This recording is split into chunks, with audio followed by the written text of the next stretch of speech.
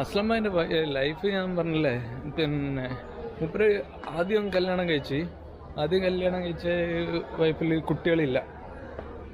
10 വർഷത്തോളമായിട്ട് മൂപ്പർക്ക് കുട്ടികളില്ല. അപ്പം എന്ത് ചെയ്തെന്ന് വെച്ചാൽ മൂപ്പര് വൈഫിൻ്റെ ഏട്ടത്തി മരിച്ചുപോയി. അപ്പോൾ ഏട്ടത്തിക്ക് മക്കളുണ്ട്.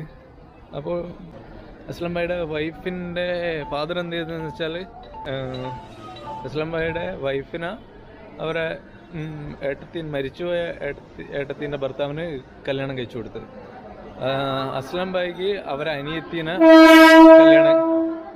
കല്യാണം കഴിച്ചു കൊടുത്ത്. ആ അനിയത്തിയിൽ ഉണ്ടായ 3 കുട്ടികളാണ്. നല്ല അടിപൊളി, എന്താ പറയുക, നല്ല പെരുമാറ്റവും കാര്യങ്ങളൊക്കെ. നമുക്ക് ഫുഡ് ഇങ്ങനെ കോരി ഇട്ട് തരിക, നല്ല പെരുമാറ്റമുള്ള നല്ല കുട്ടികൾ, 3 കുട്ടികൾ. അതിപ്പോൾ ഓരങ്ങനെ കല്യാണം കഴിച്ചു കൊടുത്തില്ലെങ്കിൽ ഒരു മക്കളില്ലാണ്ട് അങ്ങനെ ജീവിക്കുമായിരുന്നു. പക്ഷേ ഇപ്പോൾ അവരെ ലൈഫ് എന്തായി, അസ്ലം ഭായിൻ്റെ ലൈഫ് നല്ല ഹാപ്പിയായി. നല്ല 3 കുട്ടികൾ.